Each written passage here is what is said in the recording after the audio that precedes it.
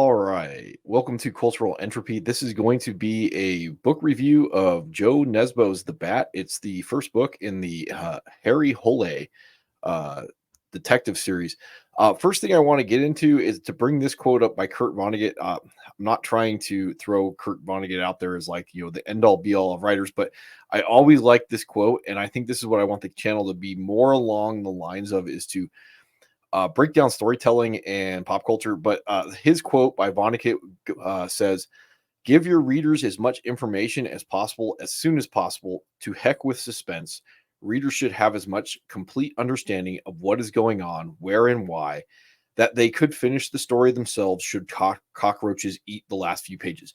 And I really identify with this quote, and it's going to come up when I give the book review of The Bat. So I always like to go back and start at the beginning of series, not so much because there may be information that I'm missing, but I like to see how authors progress as they get better. And the Harry Hole series, I heard another YouTuber from Midnight's Edge, Andre, who's from Norway, talk about the novels and the messed up movie adaptation of The Snowman.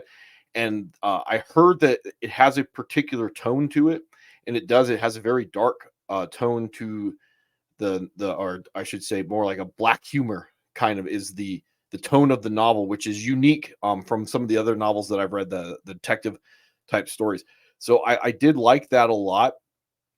For a first novel, though, this is an absolute mess, and I would not recommend this to anybody outside of if you are a completionist or you want to see how the guy gets better. Like Joe Nesbo, I looked up, he did a movie. He wrote the novel for a movie, Headhunters, 2011. It has Jamie Lannister, Nicola Waldo Costa in there.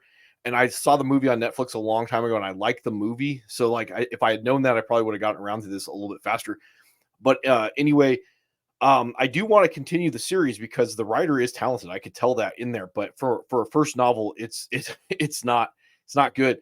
At certain points, I was getting a little bored. At other points, I was getting a little annoyed because it does get into not good range.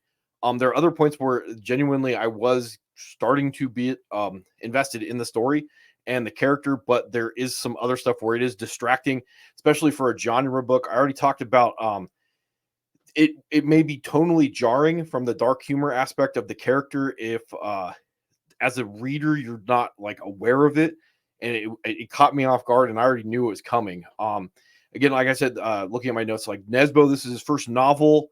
I would say, like, to summarize it, because I should start off with a summary, it's about an Oslo, Norway cop that gets sent to Australia to investigate the murder of a Norwegian national, and Norway wants to make sure the investigation is done right. They send Harry Hole down there, and he is supposed to advise. He ends up getting like into the investigation, and the bat comes from the Aboriginal manifestation of death, and it's a like this. I don't want to say the word so YouTube will demonetize this. Well, it's not going to be monetized, but anyway, it's a rape and a murder, and where it goes from there, and it kind of bounces all over the place. It doesn't stay extremely linear, or I shouldn't say it says non sequitur, and there's reasons behind that in the story. It is very difficult to follow. Um, Other things to talk about before, because I don't want to get too spoiler into this, but I would say especially from a genre standpoint, if you're going to be a writer, make sure you do your research, especially like if you aren't a police officer or you haven't interviewed a lot of people that have done investigations. Like, you have to do that, otherwise, like, especially from a genre perspective, like, your audience that is into it, they're going to be able to nitpick the things that, like, you really didn't put the time and the effort in. Like, that would be one of the things, like the things that are just nitpicks, they're not even like mechanical problems.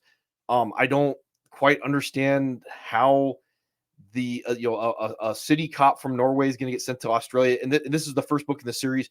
It was one of the last ones to be translated because, like, it's a Norwegian cop being sent to Australia, and I can see why, just from an audience perspective, like picking it up, going like it's really hard to kind of understand why this would be the first book in the series.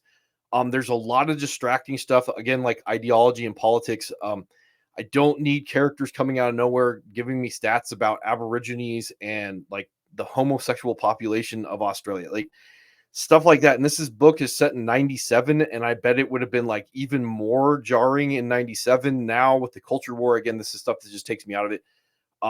Let's see. Oh, from a perspective of Vonnegut, and the reason why I bring up Vonnegut is because Joe Nesbo decides to have Harry Hole hold back information from the audience. And now we're going to get into a little bit of spoiler stuff. So the detective, Harry Hole, he is an alcoholic. He did some things in his past as a police officer where he got some people killed because he was drinking on the job. This is all cliche stuff, whatever. Um, this information is not given to the audience immediately. It is metered out over the course of the novel.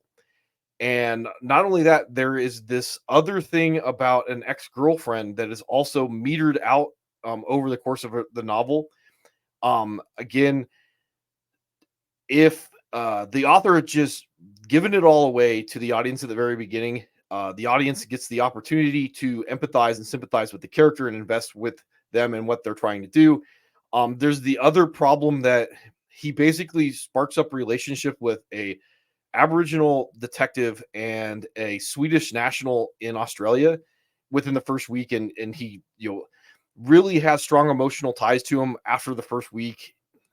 Obviously, stuff happens, but um I didn't buy that like someone that is supposed to be a competent police officer who is on the wagon from being an alcoholic would you know have such an emotional breakdown without like other reasons behind it that was never entirely disclosed. Some of it was disclosed later, some of it should have been disclosed earlier. Again, uh let's see, what I want to talk about is like structure. Again, I'm a big advocate of the 3 act structure. You can have fun with the structure as a writer, especially as you get better. But the reality of it is that's what the first act is for, is to give the audience all that information. That's why I have this Vonnegut quote brought up. Like if I know that like Harry Hole is carrying all this baggage, and then he's sent down there, like I'm already on board with what's going on. And then if he strikes up this relationship with people very early on, I can believe it. And maybe the emotional response that he has to it later on. Now, some of the other problems that I have with the novel itself are more like genre based. Like, again, as an author, you're going to write how you view the world or how you think the world should be. And in this case, like if Joe Nesbo thinks that like police officers and the detective series function this way, you know, it's not very realistic. And again, writing should or fiction writing should be a simulation of reality and not reality. Most of your audience for like the detective thriller novels, like they understand a certain amount of how they think the world should function. And if you haven't put the basic minimum in to kind of understand how it would mechanically, or I shouldn't say mechanically, how it would actually function in the real world, it can be again distracting for the audience as they you know wonder why it's not functioning the way that it would function in other stories. Like I just don't, in real life, a police officer from Oslo would not get sent to Australia and function the way that he did in the story. And then he does some things as like a guest to Australia that would like probably get him put in prison. It's some jarring stuff. Like it's just there's some oddities there. And then again, that's not to say that the author is bad.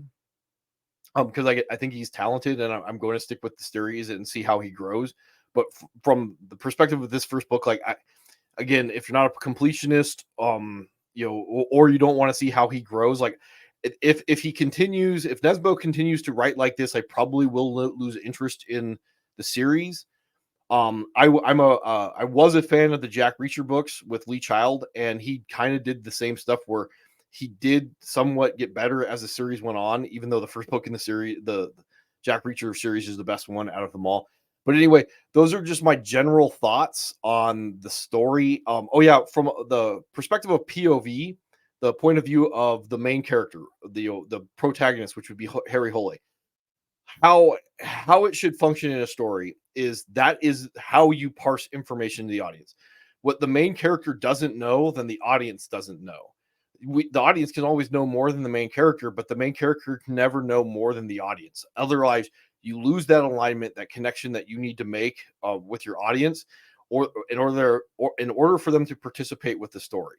So in this case, holding back all that trauma, unless you have a reason for why the character would be hiding the trauma from themselves, is only going to sever the connection that your audience can make with your character and therefore the investment in the story. So again, back to Vonnegut, if you just tell me the main character Harry Hole is broken in the first act as soon as possible, where he's going, I can sit there and think to myself, like, this is how I would finish the novel, as opposed to what I was actually doing is going, how would I fix this novel? And that's not a good place that an author should be in, especially with an audience in a genre novel that knows the rules, for lack of a better way to put it. And if your audience knows the rules, you're better off using their expectations against them. And again, like, this is something like George R.R. Martin has been trying to do in the Song and Ice and Fire series. So anyway, that is my review of Joe Nesbo's The Bat. And yeah,